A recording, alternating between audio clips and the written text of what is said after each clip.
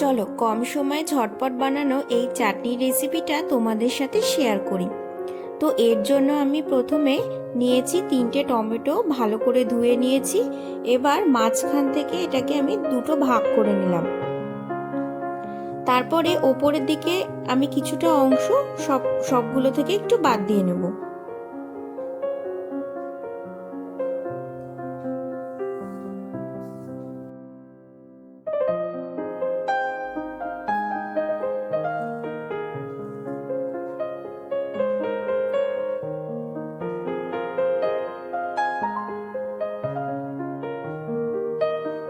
তো এবার কড়াইতে তেল দিয়ে দিয়েছি, তেলটা গরম হয়ে গেছে, অল্প তেল দিয়েছি, ওই 1 টেবিল স্পুনের মতো। এবার কেটে রাখা টমেটোগুলো এতে একে একে দিয়ে দিচ্ছি। আর এর সাথে দিয়েছি 4 থেকে 5 কোয়া মতো রসুন। এবার এটাকে ঢাকা দিয়ে দিলাম আর খুব ভালো করে একটা পাশ ভেজে নেব। তো একটা পাশ অনেকটা ভাজা হয়ে গেছে, তো সবগুলোকে উল্টে দিলাম একটু।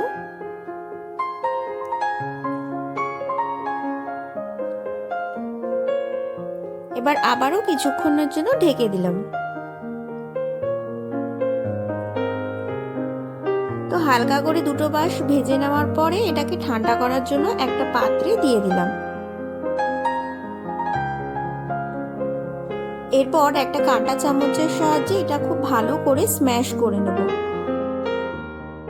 তো টমেটোর ওপরের খোসাগুলো আমি এইভাবে কাঁটা চামচের সাহায্যে সরিয়ে নিচ্ছি, সরিয়ে একটা সাইড করে নিচ্ছি।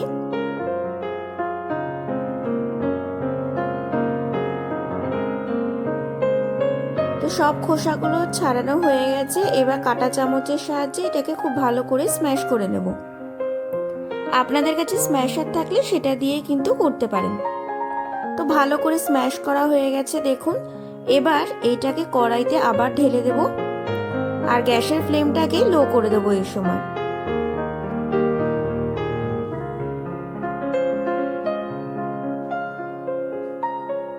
তারপর তো একে একে দিয়ে দেবো স্বাদ মতো লবণ, অল্প লঙ্কা গুঁড়ো, আর দেবো ওই 2-1 দানা মতো চিনি। এবার ভালো করে মিশিয়ে নিচ্ছি। তারপরে এতে দিয়ে দেবো কেটে রাখা পেঁয়াজ কুচি আর লঙ্কা। ভালো করে মিশিয়ে নেব। এবার ওপর থেকে ছড়িয়ে দেবো বেশ খানিকটা ধনেপাতা কুচি, যাতে ধনেপাতার ফ্লেভারটা খুব ভালো আসে। তো তারপরে নামানোর আগে দিয়ে দেবো 1/2 চামচ লেবুর রস, ওপর থেকে ছড়িয়ে দেবো। তো আমার টমেটো চাটনি কিন্তু একদম তৈরি। কেমন লাগলো অবশ্যই জানাবেন। আর এটা কিন্তু রুটি, পরোটা সব কিছুর সাথে খেতেই খুব ভালো লাগে। ভিডিওটা ভালো লাগলে অবশ্যই লাইক শেয়ার সাবস্ক্রাইব করবেন। ধন্যবাদ।